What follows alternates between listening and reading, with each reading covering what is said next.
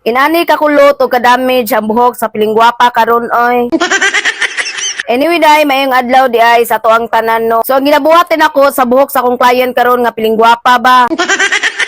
Isduha day ka process ang ibuhat nako sa iyang buhok ani please lang. Kay lagi day ang gusto man gud niya day no kay magkiyo sir treatment mi day sa previous color niya sa iyang buhok. O kani pong bagong tubo niya sa iyang buhok day ang gusto ra niya mahitabo ani day no kay magbutok rami. Kay lagi dili naman gud siya gusto magpariban pa day no pas-uso na lang ni niya ang iyang previous color. Kay lagi daw malik na daw siya day no sa ihang pagkakulot ani no please lang. Mo na ang pinaka-main focus na ko ni ha buhok day no day is magkiyo sir treatment mi. Kay lagi ba kani mangud nga buhok day no is grabe na gyud ni siya kadami. O client na jud nako ni si Ma'am day no before fa. So kapila na ni siya nagbalik sa kuha day no og ako na sa dagmintin ani ihang buhok ba. Mo na kay wala man lagi ko ka home service sa ilaha day no kay grabe na ko kabisi ani mga panahon na. Mo na si Ma'am ang nianhi diri sa moang balay. Anyway day ani day mga panahon na day no kay nagasgas ang akong pagkapiling gwapa ba. Kay lagi duha ka buhok ang akong client ani unya puro pa jud sila damage og buhok. Mo na dugay kay ko na human day no kay grabe na akong tinarbaho sila ang buhok ani mga panahon na ba please lang. Kay kani man buhok sa akong client karon day no kay dili na siya basta-basta mo dawat pag medisina ang iyang previous color ba. Kay kani man gud iyang buhok day no is grabe na ni kadaghang pinagdaanan sa medisina. Mo na ang iyang buhok day no day tungod sa ka-damage na day is maglisod na jud siya dawat sa mga medisina nga akong ipanghaplas sa iya ba. Pero ako aga pang gipaningkamutan day no day nga dili siya mosamot og ka-damage diri sa kuang kamot. Kay basta 50-50 naman gud ang buhok day no day lisod na jud pud kay na siya tarbahuon. Og dili na pud mo basta-basta day makakita og nindot nga result day after ligo ninyo. Kay lagi pag inani naman gud nga klase nga buhok day no gamay bikil ani day no is back job jud ni. Muna pag damage gani ang buhok sa akong client ay no isang ako ang pinangkamutan na permit. Is kana bang dili mo samot og ka-damage sa ilahang buhok diri sa kuang kamot. Muna ihatag jud nako ang medisina nga para sa ilahang buhok. Kay lagi day halos tarang client nako nga mga piling gwapa bitaw day no day is diri jud na bagsak sa kuha day no pag damage na ilang buhok oy. Muna pati ako day no day is maamo nga ako ang pagkapiling gwapa niha sa ilaha ba.